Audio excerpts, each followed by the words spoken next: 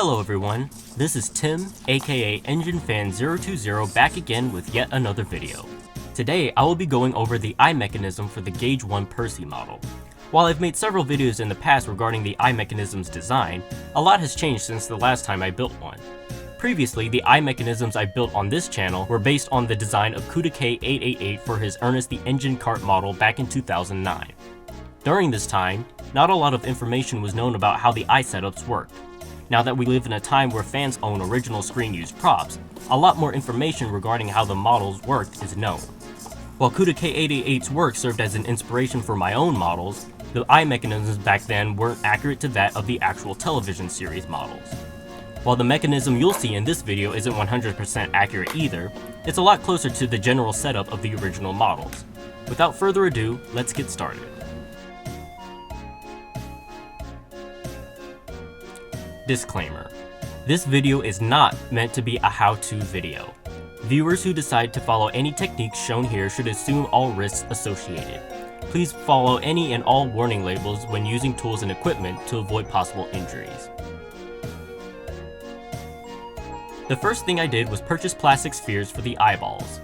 These spheres were ordered from US Plastic Corporation and measure 5/8 of an inch or 15.9 millimeters in diameter. They're designed to fit with the resin faces I received from one tram band, HK Porter BEDT, a while back. Here you can see that I made test pupils out of paper cut out with a hole puncher, but their size ended up looking too big.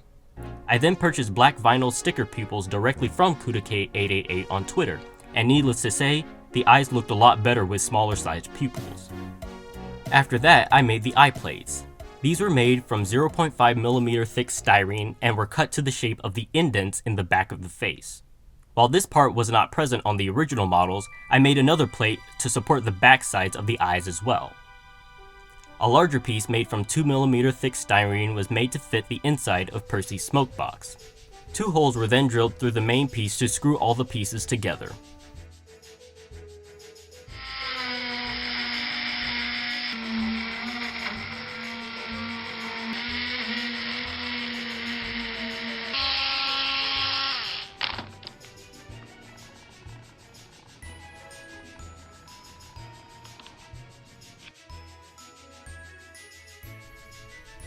I then moved on to the servos.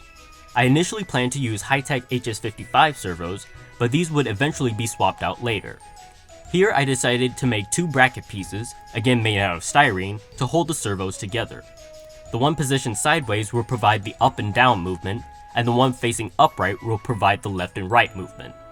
The servo horn was simply superglued into the inside of Percy's body. I then made a spot on the underside of Percy's body to provide access to the eye mechanism's on-off switch. Next, I made the linkage for the mechanism. This was made using a combination of brass tubing and piano wire, the same material I used to make Percy's valve gear, as well as more styrene.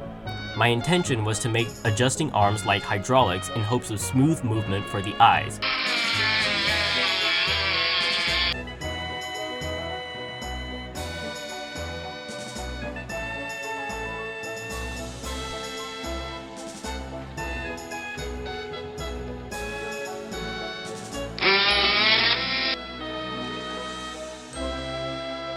But I ended up just soldering them all together as the idea didn't really work.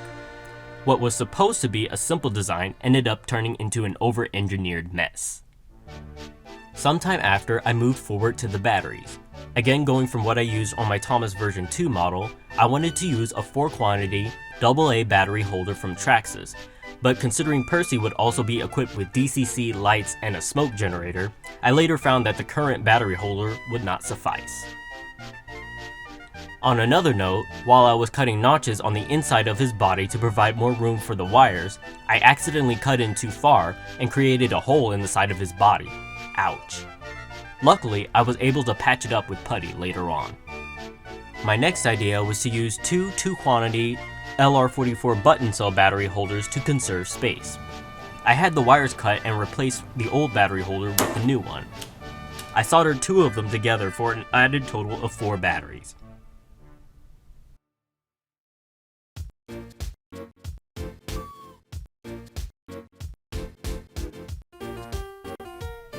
This setup unfortunately didn't work either because the power from the LR44s would drain too quickly, resulting in having the batteries to be frequently replaced.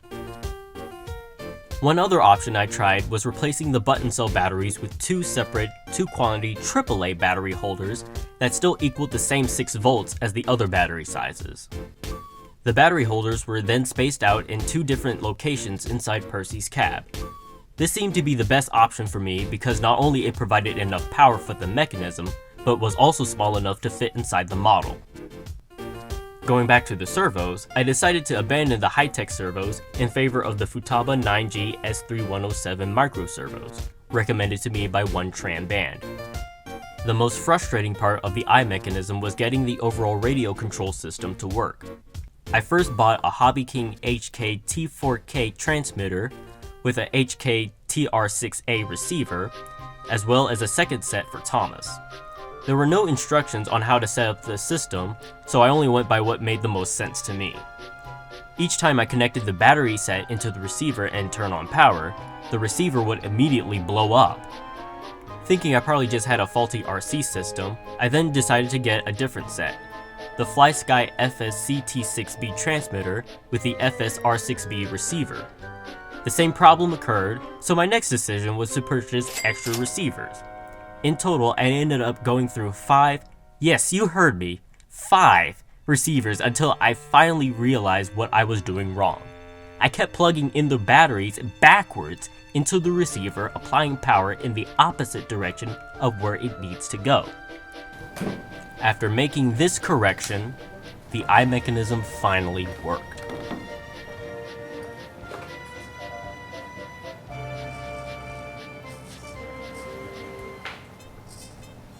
While the eye mechanism is rather poorly made, and the obvious major issue is the misaligned eye movement, this will be corrected in the future.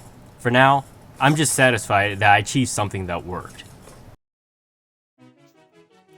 I guess one other thing that I forgot to mention about the eye mechanism was exactly how do the servos interact with the linkage in the mechanism. It's actually quite simple.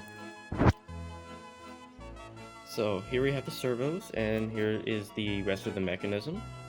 So basically, I just have this metal rod at the end that kind of hooks over the servo horn, and at this end here I have just a little bit of a plastic tubing that I just glued at the end. This is actually the same plastic tubing that I used for the smoke generator, but you'll see that in another video. But basically it just creates a joint just like this, and it just moves around pretty freely. Not the most stable structure in the world, but hey, it works.